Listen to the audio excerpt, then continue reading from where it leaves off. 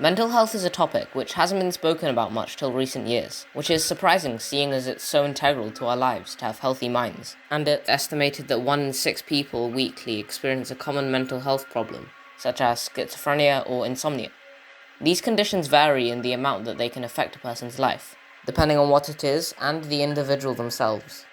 Mental health is defined as one's cognitive, behavioral, and emotional well-being, which is a very broad range of topics. This is why there are so many stigmas and stereotypes relating to it, because it's vast and misunderstood, and this is harmful when misinterpretations like this are illustrated in media, a commodity to many in developed countries, which is most likely where you're watching this video now.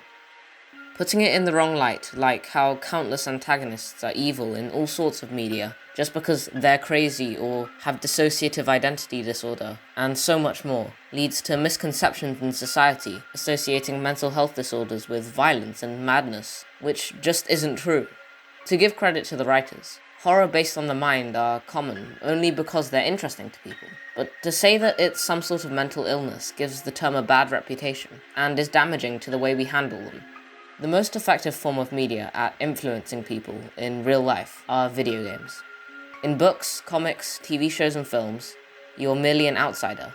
But in a game, you are the characters. You are the one experiencing the story. So the impact of the message you get stays with you more, because what's going on to the character is what's happening to you. And this is both used to improve or, unfortunately in some cases, deteriorate a person's mental state unknowingly. If topics such as depression, anxiety, trauma, and suicide distress you or are negative triggers, please stop watching the video, and take care of yourself first. Another warning for game spoilers. These will have pretty large spoilers in the video, so please play them first if you haven't already, or if you care about them being spoiled. Now, let's discuss.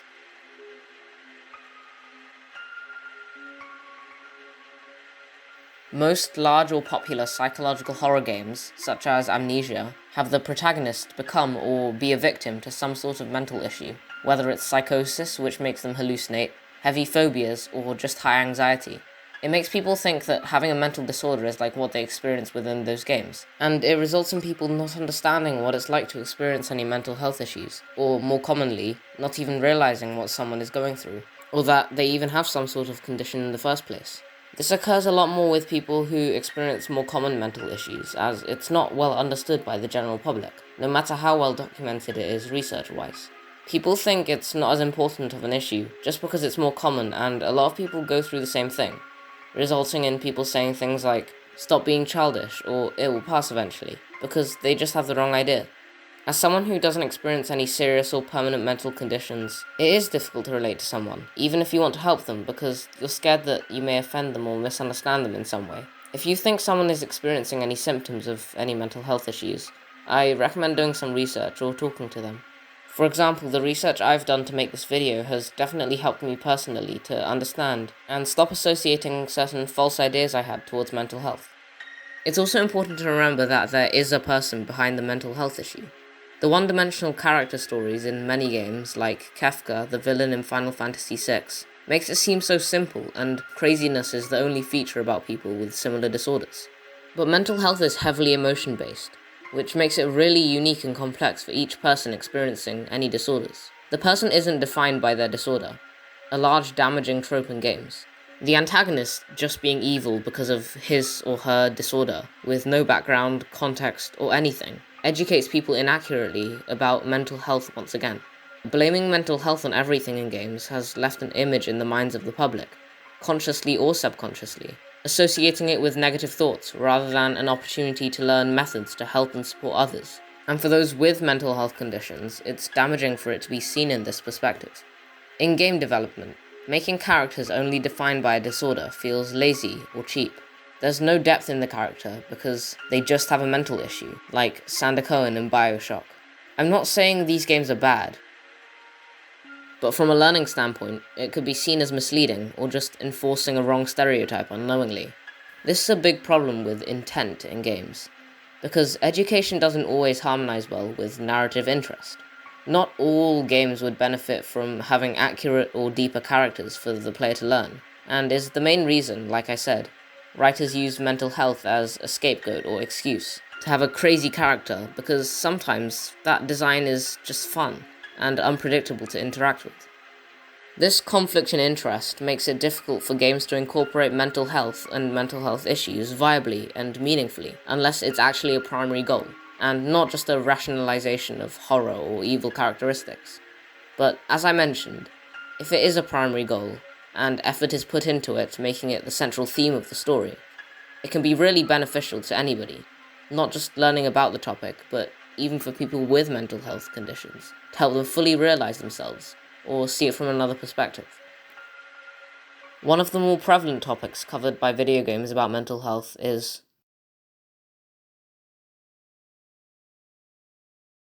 for me, anxiety feels as if everyone in the world is waiting for me to trip up, so that they can laugh at me. It makes me feel nervous and unsure whether the next step I take is the best way forward. This is a quote from Christine Moran, a well-being and mental health specialist. Anxiety as a feeling varies in strength, from just being worried, tense, or afraid, to panic attacks, sleep deprivation like insomnia, and disassociation. It isn't an uncommon feeling to have, which is why it's one of the more well-documented or understood topics relating to mental health. However, because it can be a lot less serious than other conditions, there are assumptions and misconceptions like the fact people think it's not a real disorder. Games focusing on a sensitive topic like this are very good at empathy. Empathy, in this sense, is making the player relate or understand the character on a deep level. Unlike other mediums like books, it's much easier for video games because, like I said, you're put into the shoes of the character dealing with the problems. Celeste, a platforming game which was released in early 2018 by Matmix Games and Extremely OK Games, is a game which modestly refers to itself as a game about climbing a mountain in the release trailer and subreddit description. However, as you can probably guess, it's much more than that. Our protagonist, Madeline, suffers from some form of anxiety and is seen having panic attacks and low self-esteem. Through climbing Celeste Mountain, she tries to separate herself from the parts she hates most about herself, like her anxiety, anger, and depression, manifested in a physical form known as a part of her in the game, but later learns to accept it as herself, rather than rejecting it, which lets her climb much higher than ever before, and eventually reaching the summit after grueling levels and difficult challenges. It makes it feel deserved that you got to the summit, and you got past your anxiety, rather than removing it completely from the picture. So, how does this game tackle the misconceptions I mentioned earlier? For one, anxiety is not something that people with a type of anxiety disorder can just snap out of or let go of simply, and there are many coping techniques for dealing with it. An effective one for lots of people is just regulating breathing, closing your eyes, and relaxing or reflecting. This is demonstrated in Celeste in a very prominent and thoughtful scene, the gondola ride, and is an example of a way that video games can benefit people with any form of anxiety, such as social or panic anxiety. While climbing the mountain, Madeline and her new friend Theo get on the gondola to ascend further up the mountain. Halfway up, it suddenly halts, malfunctioning slightly.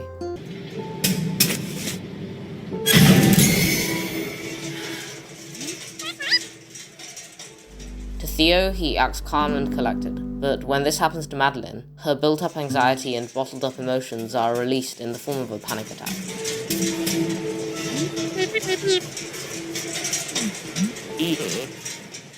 Theo rushes over and tries to help, telling her to just breathe, similarly to what she told herself at the beginning of the game.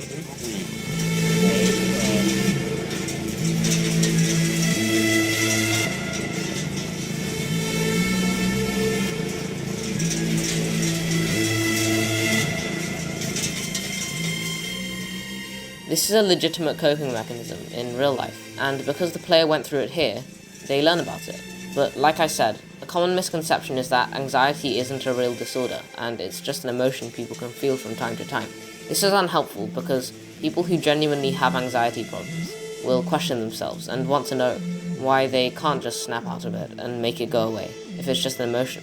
This is because, although you can keep anxiety and panic attacks at bay using coping mechanisms, the real goal is to accept it and not separate yourself from it. Coping mechanisms don't always work, and the truth is, trying to remove it or bottle it up inside won't help. This is the message of Celeste. At the end of Chapter 5, Madeline has just come face to face with her mind via a mirror temple, which created a world from her thoughts. Getting past that phase of her journey, she's higher than ever and once again confronts the part of her. She sees the other part of her and is much happier about how far she's made it, and asks the other half to just leave and be set free, because that's what she thinks is the right thing to do. But then, the part of her reacts with this.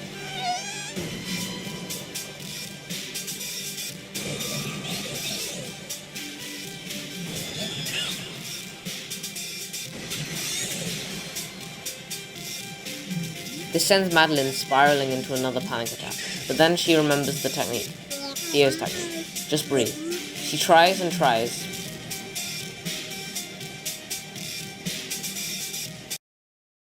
but the part of her slices the feather in two that she was using to concentrate, sending Madeline falling and crashing all the way back down, even further than where she started.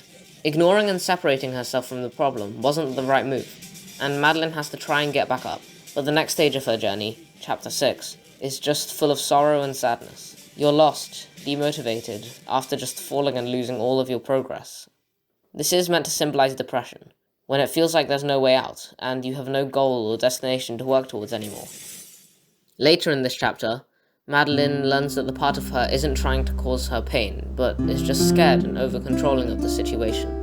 It's a really nice and thought-out metaphor, because sometimes anxiety just feels like conflicting voices in your head, and it can cause so much frustration. Rather than letting her go, she lets the part of her just be there for her and coexist with her. And with this, she gains a new ability, a second dash, portraying acceptance. Acceptance will go much further than opposition, and this moment shows that so beautifully. It still isn't the end, because, again, acceptance isn't just a sudden feeling, but it's still difficult and challenging to deal with. The next stages of her journey are Madeline and the other part of her going through levels, split up by dialogue between stages. This dialogue shows the gradual journey, not being a smooth and steady climb, but still failing and trying again. Acceptance isn't about getting it right the first time, but about letting yourself fail, something anxiety never really lets you do.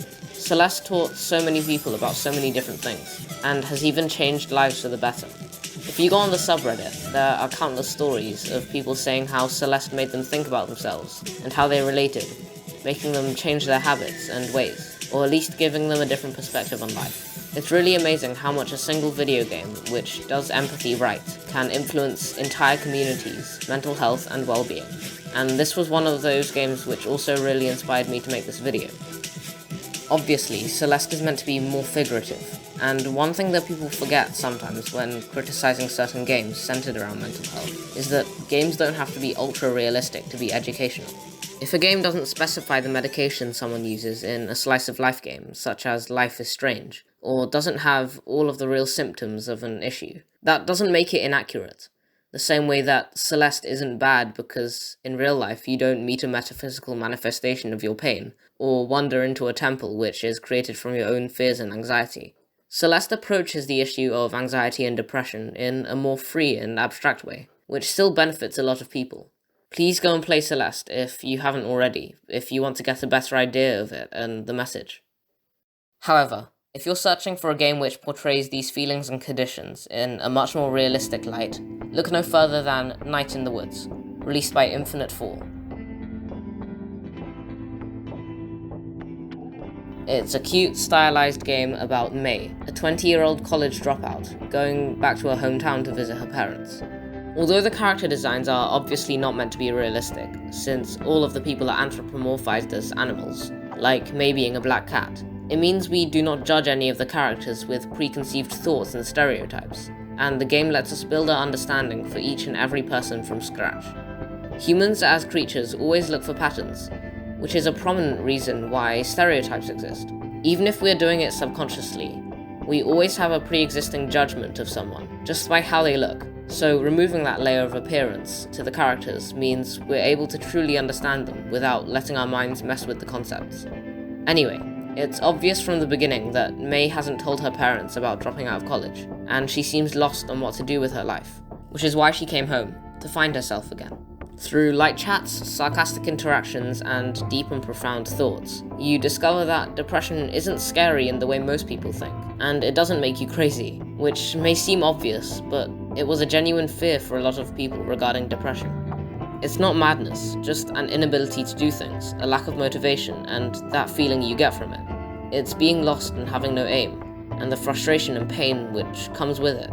Just because it doesn't sound as serious as many other mental health conditions, doesn't mean it's something that doesn't have to be supported and slowly healed. May is just learning how to be an actual adult, but she hides her emotions in front of people, most of the time. In the near ending of the game, the part called The Hole in the Center of Everything, she finds a secret cult that have been capturing people from the village down in some mines, while she was with a group of friends during a night in the woods. The cult asked the friends to help them, seemingly out of nowhere, and they seem crazy or driven mad.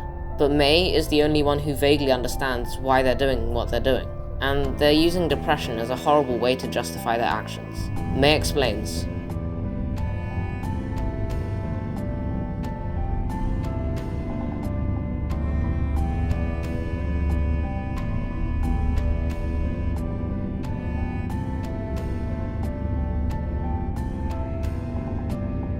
and after this scene, she has a close encounter with death, and then everything seems calm, when suddenly,